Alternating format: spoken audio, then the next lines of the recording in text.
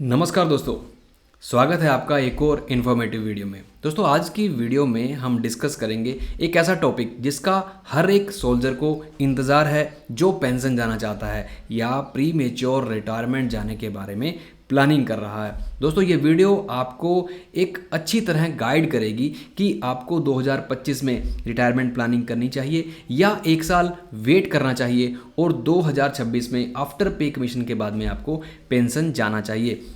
अगर आप इस साल पेंशन जाते हैं तो आपके जो भी पेंशन आपकी बनेगी, ग्रेच्युटी अमाउंट आपका होगा, लीव इनकैशमेंट आपका कितना होगा और आपका जो भी कम्यूटेशन वैल्यू है वो आपको कितने मिलने वाली है।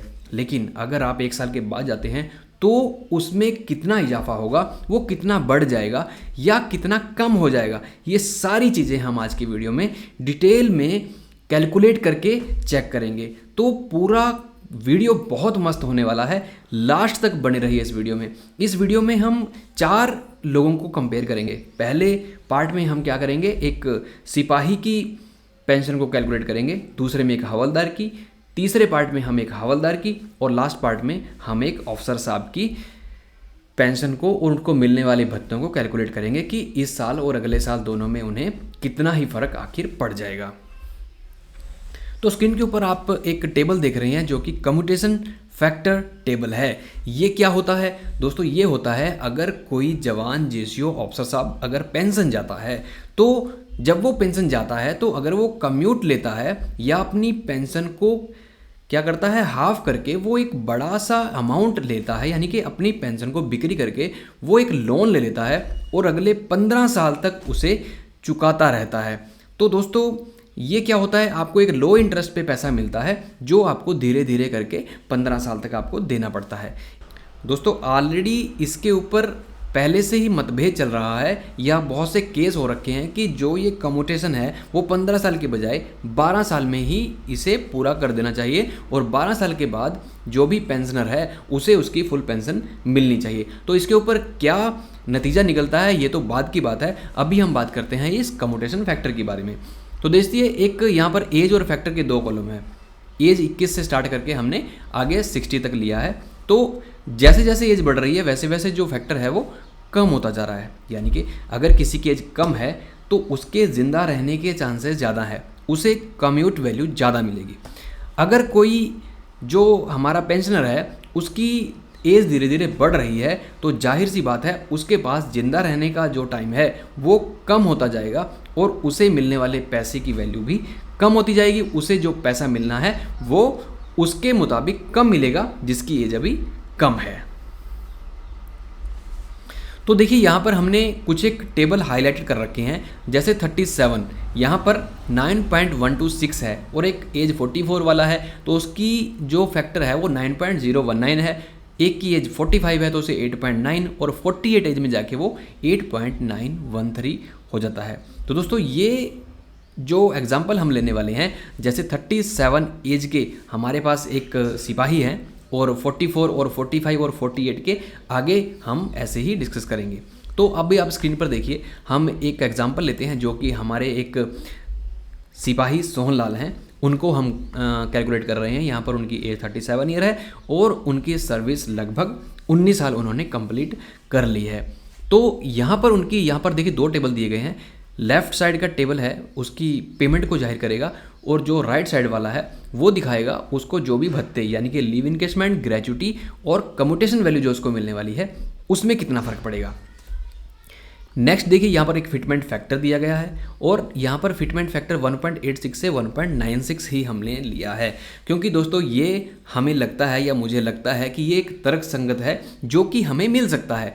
वैसे हम यहाँ पर 3.0, 2.57, 2.86 जो बहुत से सोशल मीडिया के ऊपर मतलब अफवाहें चल रही हैं कि 3 पॉइंट मिलेगा, 4 पॉइंट मिलेगा, पता नहीं क्या क्या मिलेगा, ये तो तभी क्लियर होगा जब ये एक्चुअली मिलेगा। लेकिन दोस्तों जो हमारा पिछला पे कमीशन था उसमें हमारा जो बढ़ोतरी हुई थी वो 14% से लेकर 20% हुई थी, तो मैंने उसी को ध्यान में रखते हुए यहाँ 14% से लेकर 20% तक के फिटमेंट फैक्टर दिए गए हैं जो कि 1.86 से लेकर 1.96 हैं। यहाँ पर अगर आप 2 पॉइंट से ऊपर जाते हैं तो देखिए यहाँ पर मैं कर देता हूँ 2.57,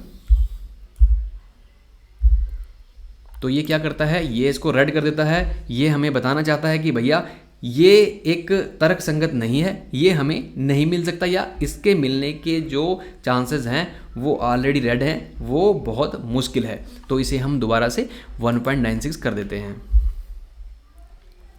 1.96। ओके, तो यहाँ पर 1.96 जैसे हमने इसे चेंज किया तो यहाँ के वैल्यू सारे चेंज हो गए थे। तो दोस्तों ये जो तालिका है, ये जो एक्सेल सीट है, ये मैं नीचे डिस्क्रिप्शन बॉक्स में डाल दूंगा ताकि आप वहाँ से जाकर इसे चेकआउट कर सकते हैं। अपनी जो भी आपकी बेसिक पेंशन है, आपको जो एमएसपी मिलता है या आपकी जितनी सर्विस है, आप यहाँ पर डालेंगे तो ये आपके हिसाब से कैलकुलेट करके आपको दिखा देगा। तो दोस्तों अभी हम देखते हैं यहाँ पर, देखिए इनकी बेसिक पे 39,400 है, एमएसपी इनकी 5200 रुपये है, तो टोटल हो जाता है 44,600। तो यहाँ पर अभी आज की डेट में डीए कितना चल रहा है, 53%। तो कभी भी ये बढ़ सकता है, लगभग 3% बढ़ेगा तो 56 हो जाएगा। अगर ये और ज़्यादा बढ़ता है या कम बढ़ता है तो आप यहाँ से इसे चेंज कर सकते हैं। तो अभी हम यहाँ क्या करते हैं, 56% के हिसाब से इसे कैलकुलेट हम करते हैं। तो यहाँ पर देखिए डी अमाउंट बन रहा है 44,600 का, जो डी 56% के हिसाब से कैलकुलेट करेंगे तो 24,976 रुपये यहाँ पर आता है। टोटल पे इन दोनों को जोड़कर बन जाती है 69,576 रुपीज़। अब जो ये टोटल पे बना है इसको हम हाफ कर देंगे तो वो हमारी पेंशन वैल्यू निकल के आ जाएगी। तो वो कितनी आ गई है, 22,300 रुपये। अभी मैं मान के चलता हूँ कि ये जो सिपाही हैं ये 50% कम्यूट ले रहे हैं। अगर आपके केस में आप कम्यूटेशन लेना नहीं चाहते तो आप क्या कर सकते हैं, 22,300 के ऊपर जो 56% डीए का जो भी अमाउंट बनेगा वो उसमें जोड़कर आपकी वैल्यू निकल के आ जाएगी। तो यहाँ पर इनकी जो कम्यूट वैल्यू है वो 11,150 रुपये आ रही है। अब इसके ऊपर जो डीए कैलकुलेट होगा वो 11,150 रुपये के ऊपर कैलकुलेट नहीं होगा।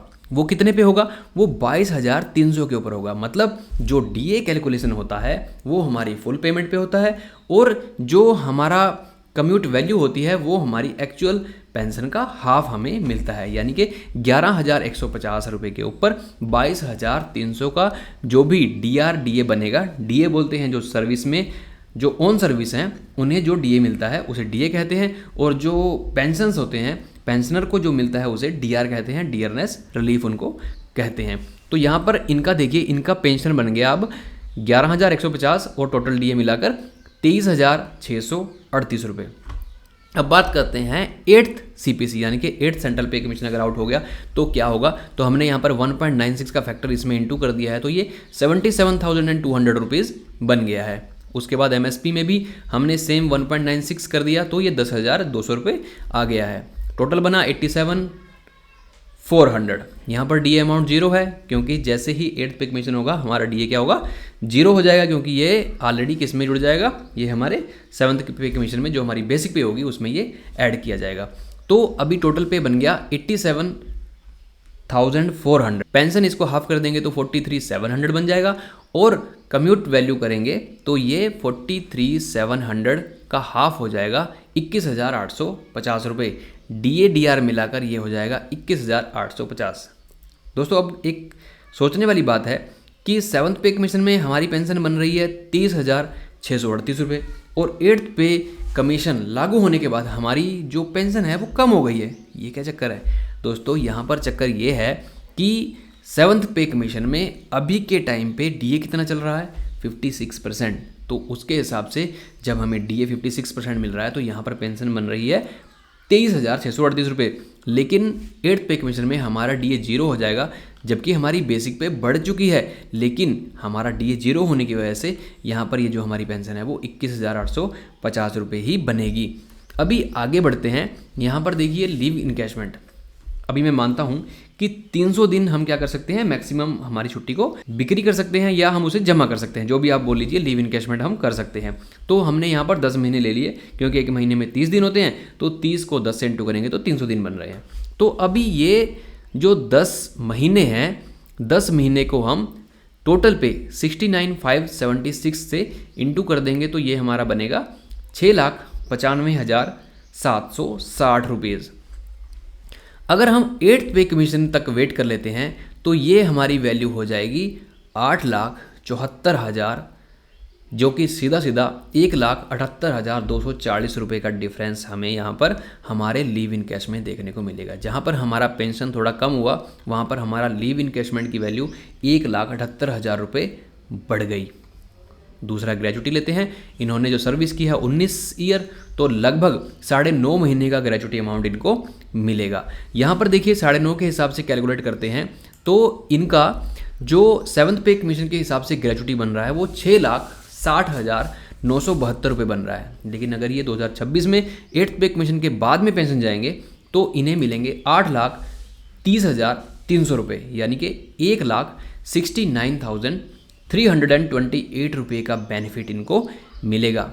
अभी कम्यूटेशन की बात करते हैं तो इनका जो कम्यूटेशन फैक्टर है वो 9.126 है, जो कि हमारा यहाँ पर C10, यहाँ पर देखिए जो ये यहाँ पर हमारा 10 जो कम्यूटेड वैल्यू 11,150 है, इसको हमने 9.126 से इंटू करके इंटू 12 कर दिया तो हमारा ये 12 महीने का निकल जाएगा। तो ये हो जाएगा 12,21,059 रुपीज़।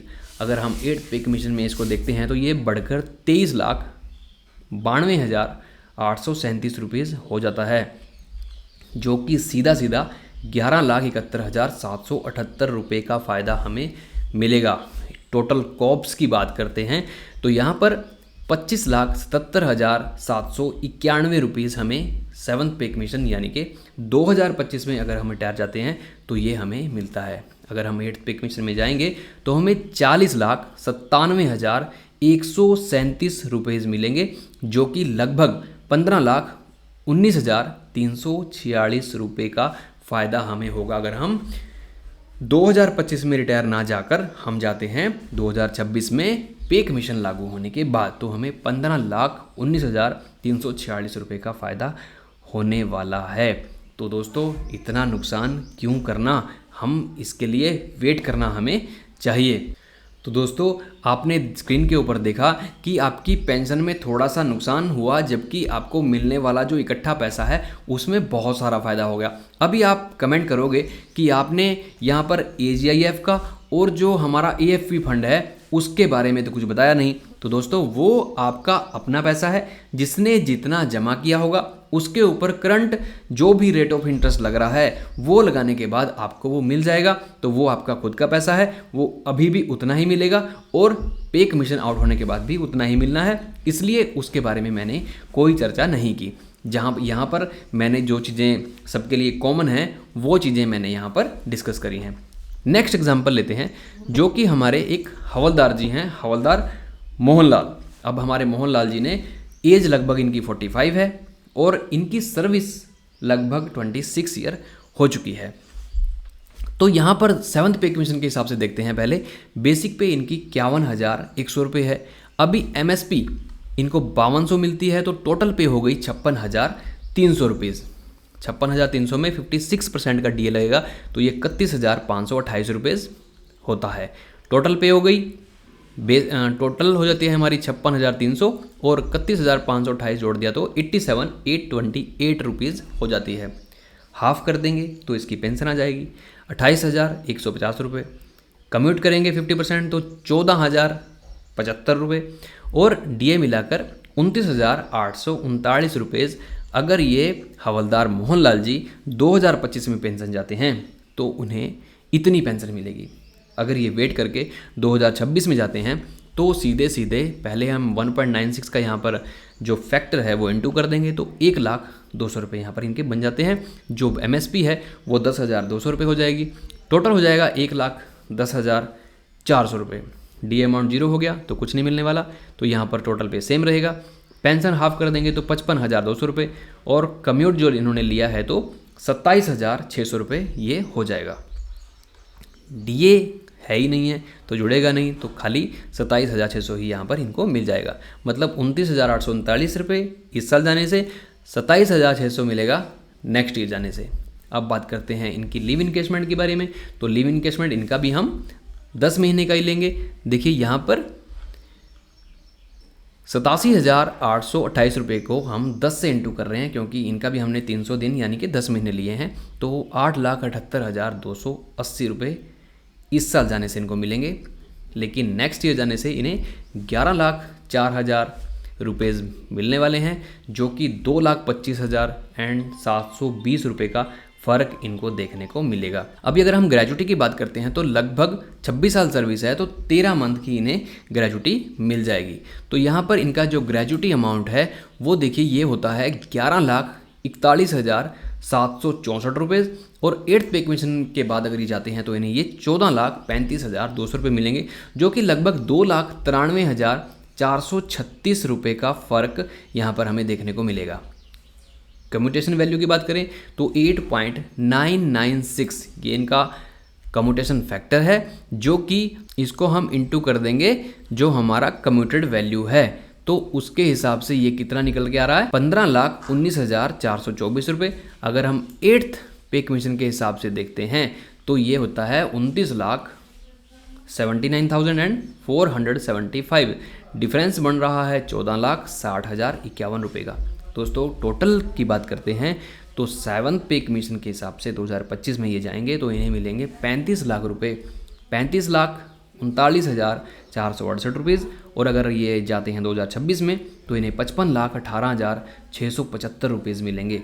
सीधा सीधा डिफरेंस हो गया 19,79,207 रुपीज़।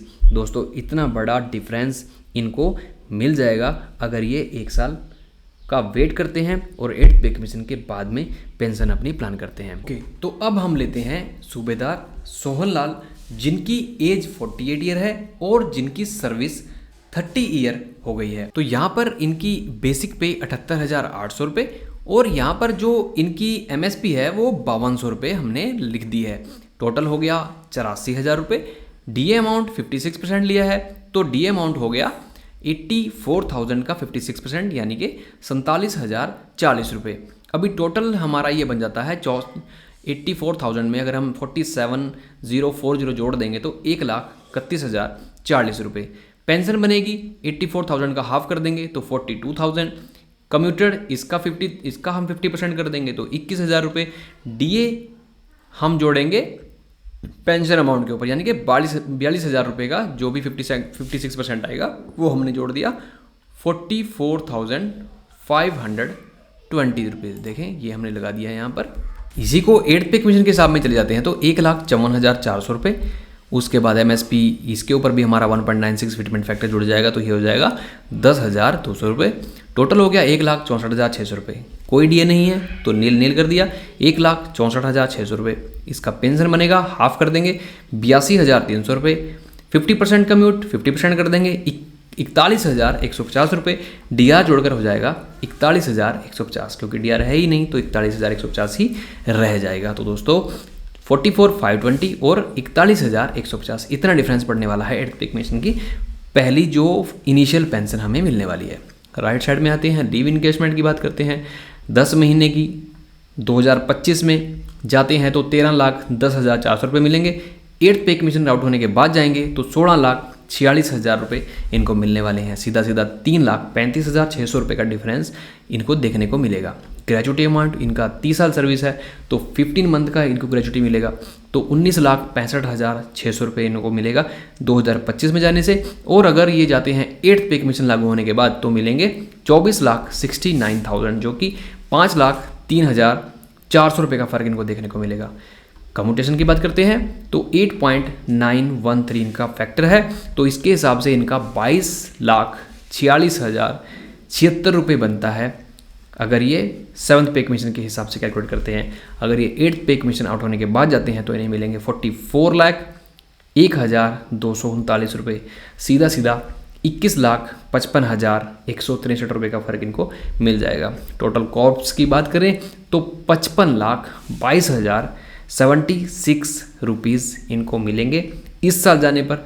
अगर पे कमीशन आउट होने के बाद जाएंगे तो इन्हें मिलेंगे 85,16,239 रुपये। लगभग 29,94,163 रुपये का फ़र्क इनको देखने को मिलेगा। नेक्स्ट एग्जांपल लेते हैं। ये हैं एक कर्नल सोहन लाल, जिनका एज है 44 ईयर और जो सर्विस है 22 ईयर लगभग इन्होंने की है, तो इसके हिसाब से हम इनका कैलकुलेट कर रहे हैं। बेसिक पे है 53,500 रुपये। MSP मिलती है 15,500 रुपये। टोटल कर दिया 1,69,000। DA अमाउंट 56% के हिसाब से DA बन गया 94,640 रुपीज़। टोटल पे बनेगी 2,63,640 रुपये। अगर पेंशन की बात करें तो 84,500 रुपये इनकी पेंशन बनती है। 50% कम्यूट कर लेंगे तो 42,000 रुपये 42,250 रुपये इनका कम्यूटेड पेंशन रहेगी। DR जोड़ देंगे तो 89,570 रुपीज़ इनकी पेंशन बनेगी अगर ये 2025 में पेंशन लेते हैं। अगर 1 साल के बाद जाते हैं तो इसमें 1.96 का फैक्टर यूज़ कर दिया तो बन गया 3,09,000 रुपये। MSP बढ़ जाएगी 30,400 रुपये। टोटल हो गया 3,31,300 रुपये। कोई भी DA अमाउंट नहीं है तो इसे नील छोड़ दिया है। टोटल पे हो गया 3,31,300 रुपये। पेंशन अमाउंट बनेगा 1,65,650 रुपये और कम्यूटेड पेंशन बनेगी 82,825 रुपीज़, जो कि इनकी फाइनल पेंशन रहेगी 82,825 रुपीज़, जो कि नॉर्मली इस साल जाने से बन रही थी 89,570 रुपीज़। राइट साइड में आते हैं, लीव के बारे में देखते हैं। 10 महीने की लीव 300 दिन सीधा इस साल बनेगा 26,36,400 रुपये। अगर 2026 में जाएंगे तो 33,13,000 रुपये। डिफरेंस 6,76,600 रुपये का। ग्रेचुटी की बात करते हैं, 22 साल सर्विस है तो 11 महीने का लगभग 25 लाख रुपये इनको इस साल जाने से, पे कमीशन आउट होने के बाद जाने से 35 लाख रुपये, सीधा 10 लाख का फ़र्क इनको मिल रहा है। कम्यूटेशन की बात करते हैं तो इस साल जाने से 45,72,633 रुपीज़। अगर पे कमीशन आउट होने के बाद जाते हैं तो 89,63,984 रुपये, 43,91,351 रुपये का एक बड़ा डिफरेंस इनको देखने को यहाँ पर मिलेगा। अगर टोटल वैल्यू की बात करें तो 97,09,033 रुपये मिलेंगे इनको अगर ये 2025 में जाएंगे। अगर पे कमीशन आउट होने के बाद जाते हैं तो लगभग 1,57,76,984 रुपये का फ़र्क, इतना बड़ा डिफरेंस इनको देखने को मिलेगा, जो कि लगभग 60,67,951 रुपये का। तो दोस्तों आशा करते हैं ये वीडियो आपके लिए हेल्पफुल रहेगा और आपको एक बेटर डिसीजन लेने में मदद करेगा। तो दोस्तों ऐसे ही वीडियो आगे हम लेके आते रहेंगे, इसलिए वीडियो पसंद आया हो तो लाइक करके चैनल को सब्सक्राइब जरूर कर लीजिएगा और कमेंट सेक्शन में एक छोटा सा कमेंट जरूर छोड़िएगा कि आपको नेक्स्ट वीडियो किस टॉपिक के ऊपर चाहिए। तो दोस्तों आज की वीडियो में इतना ही। Thank you. जय हिंद।